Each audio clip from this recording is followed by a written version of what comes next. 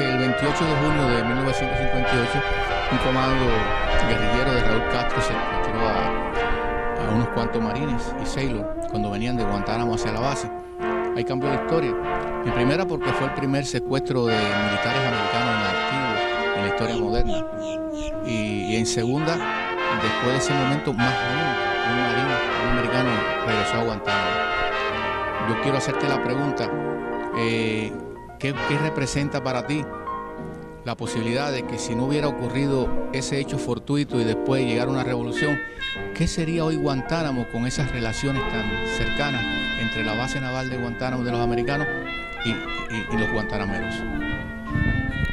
Bueno, yo creo que Guantánamo era una región de Cuba tan completa que en estos momentos hubiera sido una ciudad en pleno desarrollo. Porque aparte de que Guantánamo contaba con una industria azucarera en desarrollo inmensa, también tenían los cafetales, teníamos a la región de Baracoa muy cerca, que era una región donde se daba mucho el cacao.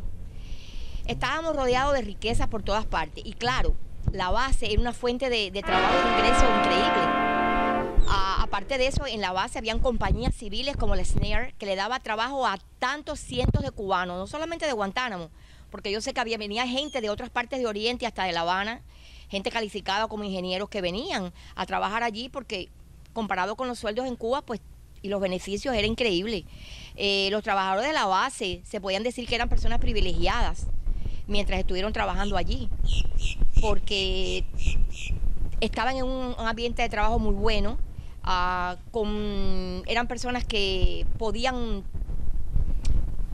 pensar en un futuro, mejorar en sus trabajos y a pesar de que en Guantánamo también había muchas oportunidades, porque en Guantánamo también habían industria, comercio, pero bueno, era una fuente de trabajo increíble y yo creo que Guantánamo en estos momentos, en el año 2011, fines del 2011, hoy ya 30 de diciembre, Guantánamo hubiera florecido increíblemente.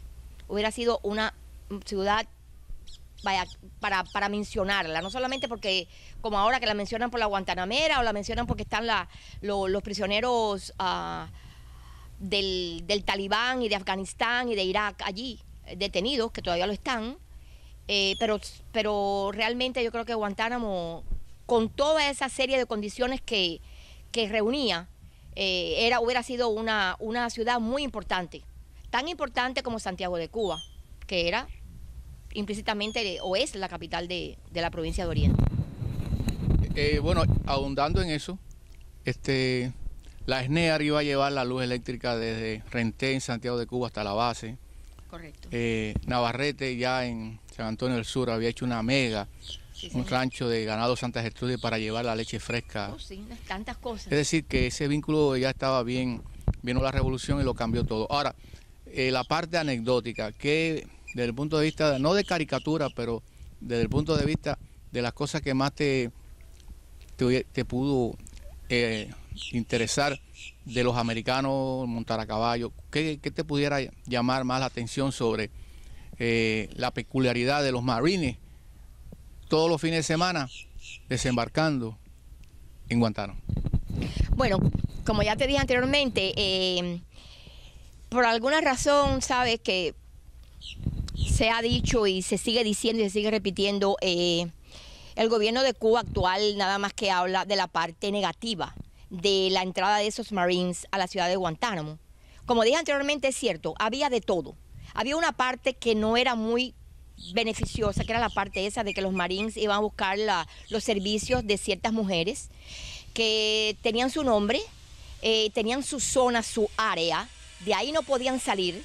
Inclusive había unas brigadas que le decían el Shore Patrol, que eran los encargados de vigilar, chequear, de que todo ese ambiente que le estoy hablando se mantuviera dentro de los límites normales y la disciplina. O sea, si un marín se pasaba en el comportamiento o se embriagaba demasiado, como decimos nosotros, se emborrachaba, ellos iban, lo recogían y para el barco iba. Pero también está la parte cuando ellos iban a la ciudad, participaban, iban a las cafeterías, iban a los clubs, alquilaban caballos, montaban caballos. Y recuerdo que desde que yo era pequeña, frente a mi casa, estaba una asociación que se llamaba el USO, el uso. Allí se daban fiestas, verbenas, y ellos participaban también con las muchachas del pueblo. También se ha hablado mucho de ello, hay un mito de que esas mujeres eran prostitutas, particularmente yo cuando aquello era muy niña, pero realmente no lo creo, no lo creo. Ellos tenían su área en la ciudad, donde ellos iban a buscar sus necesidades fisiológicas y más nada. Pero también había la parte bonita, que era esa parte que ellos se mezclaban, se introducían allí y entonces participaban con la gente del pueblo en todas las actividades que en ese momento había en Guantánamo, en Santa María y en tantos clubs que había en las playas, en Yaterita, en Tortuguilla, en el Ubero.